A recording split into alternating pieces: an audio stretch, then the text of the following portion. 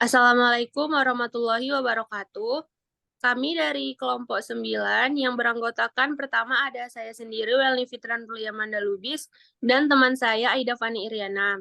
Di sini kami akan memaparkan hasil dari tugas kelompok kami, yaitu hasil audit manajemen dengan judul Program Motivasi Kerja dan Gaya Kepemimpinan terhadap Kinerja Karyawan pada PT Indomarko Prismatama. Jadi yang pertama itu ada latar belakangnya. Perusahaan kontraktor adalah perseorangan atau perusahaan yang ditunjuk untuk merencanakan, mengawasi, dan melaksanakan proyek konstruksi atau pekerjaan tertentu atas dasar perjanjian kontrak dengan pihak lain. Bisa berubah pemilik proyek, pemerintah, perusahaan, atau individu. Tugas utama seorang kontraktor adalah untuk mengelola dan mengkoordinasikan berbagai aspek proyek, termasuk perencanaan, pengadaan sumber daya, pelaksanaan, pengawasan dan penyelesaian pekerjaan sesuai dengan persyaratan dan spesifikasi yang ditetapkan dalam kontrak. Jadi, dalam prakteknya, kontraktor harus memiliki keahlian teknis dan manajerial yang kuat. Peraturan dan praktek terbaik mempengaruhi keberhasilan dan kualitas hasil dari proyek konstruksi yang dijalankan. PT Indomarko Prismatama dalam proyek pembangunan dan pengisian furnitur di berbagai cabang Indomaret. PT Indomarko Prismatama merupakan badan usaha yang menaungi Indomaret. Salah satu perusahaan waralaba yang ada di Indonesia yang berlokasi di Jalan Industri nomor 60 di Sumatera Utara.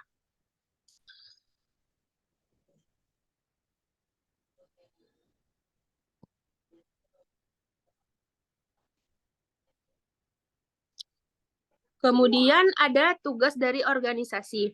Yang pertama itu ada direktur. Jadi, direktur adalah pemimpin tertinggi dalam suatu perusahaan. Biasanya dalam sebuah struktur atau PT, direktur ditunjuk oleh para pemilik saham untuk memimpin seluruh operasional perusahaan. Merancang strategi bisnis untuk kemajuan perusahaan masing-masing divisi. Dari perusahaan biasanya punya laporan dan gagasannya masing-masing. Seorang direktur utama adalah aktor utamanya. Adapun tugas dari direktur itu yang pertama itu untuk menyusun dan mengimplementasikan visi misi perusahaan dalam suatu organisasi, termasuk perusahaan menetapkan visi dan misi, sangatlah penting. Yang kedua itu memimpin pertemuan dengan jajaran perusahaan dalam forum-forum meeting, khususnya yang diselenggarakan secara rutin. Di RUT bertugas untuk memimpin forum. Maka dari itu, seorang direktur utama mestilah sosok yang paham tentang berbagai lini dalam perusahaan. Kemudian itu menyampaikan laporan atau pertanggungjawaban kepada pemegang saham. Setiap orang yang mendapatkan tugas pasti akan diminta pertanggungjawabannya dan melakukan evaluasi perusahaan secara menyeluruh. Dan terakhir itu, di RUT juga secara rutin melakukan evaluasi atas pencapaian perusahaan. Yang kedua itu ada GM atau General Manager.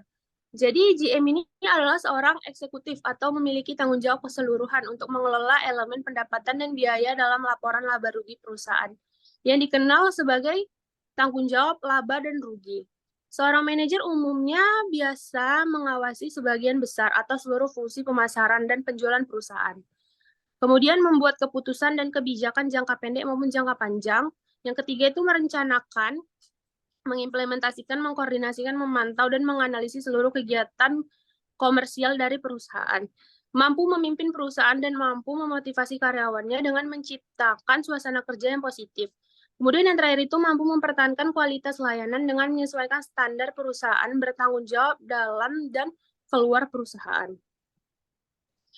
Kemudian itu yang C ada Project Manager. Jadi Project Manager ini merupakan profesional yang bertanggung jawab merencanakan dan mendelegasikan pengelola dan memastikan penyelesaian proyek.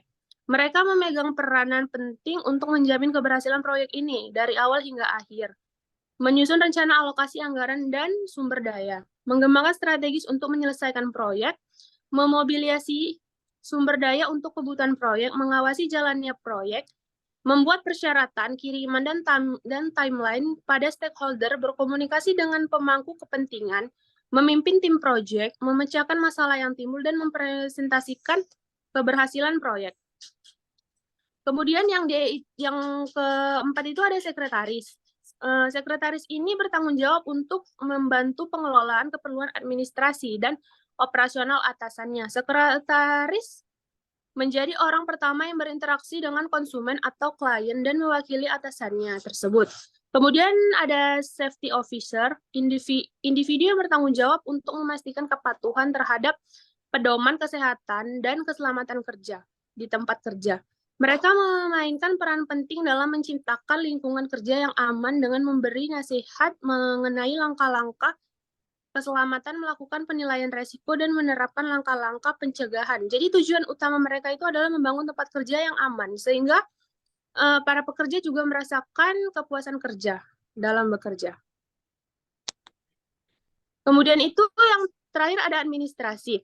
Jadi administrasi ini orang yang bertanggung jawab untuk mengurus berbagai hal yang berkaitan dengan administrasi di suatu organisasi atau perusahaan. Tugas staf administrasi bisa bervariasi tergantung pada bidang dan ukuran organisasi atau perusahaan tersebut. Tugas dari staf administrasi yaitu membuat mengelola dokumen-dokumen penting seperti surat, laporan, nota, faktur, kwitansi, dan lain-lain. Staf administrasi memastikan bahwa dokumen-dokumen tersebut tersimpan dengan rapi dan aman. Kemudian mengurus keuangan dengan anggaran, menjaga kebersihan dan kenyamanan lingkungan kerja, menerima dan melayani tamu atau klien yang datang ke kantor seperti menyambut, memberi salam, menawarkan minum, dan memberikan solusi dari masalah yang sedang dialami oleh klien. Menerima dan melayani tamu, kemudian mengatur jadwal rapat atau pertemuan internal maupun eksternal seperti membuat undangan atau pertemuan, mengirimkan undangan rapat atau pertemuan kepada pihak-pihak yang terlibat, menyiapkan ruangan rapat atau pertemuan beserta perlengkapannya, mencatat hasil rapat atau pertemuan. Kemudian staf administrasi harus memiliki kemampuan mengatur waktu dan koordinasi yang baik.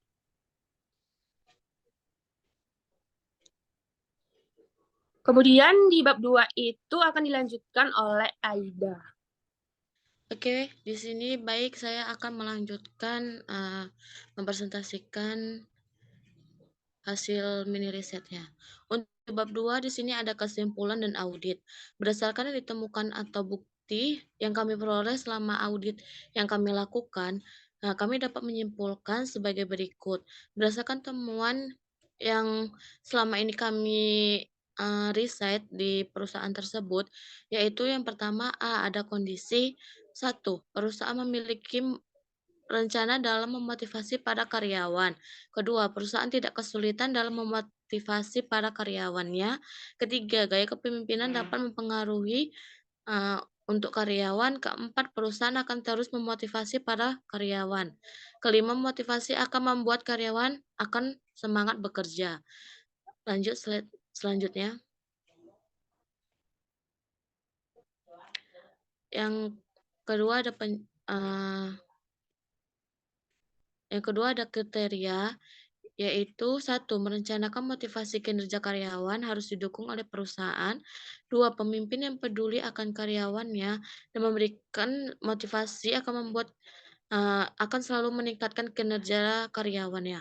Ketiga, perusahaan yang selalu memiliki pemimpin yang bijaksana akan selalu memberikan motivasi pada karyawannya. Selanjutnya, kualitas karyawan akan sangat diperlukan oleh suatu perusahaan. Lanjut ada akibat. Lanjut ada penyebabnya ya, yaitu 1. Rencana motivasi kerja dan gaya kepemimpinan merupakan komponen penting dalam suatu perusahaan.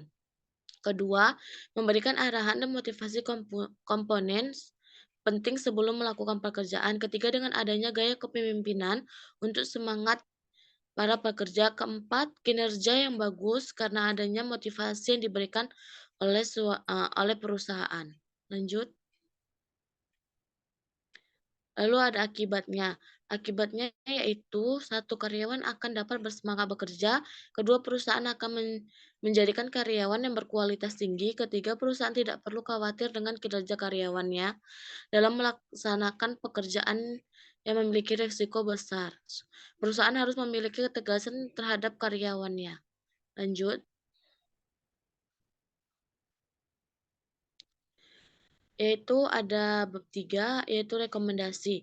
Dari hasil audit yang dilakukan sebelumnya, ada beberapa kelemahan yang dapat dikelompokkan menjadi 3, yaitu 1, kelemahan yang terjadi pada program perencanaan dan pelatihan yang tidak struktur dan persiapan yang baik. Kedua, kelemahan yang terjadi pada saat dilakukan proses pelatihan dan pelatihan karyawan atas kinerja karyawannya. Ketiga, yaitu kelemahan yang terjadi karena kurangnya dana SDM untuk meningkatkan pelatihan ke jenjang yang lebih tinggi. Selanjutnya,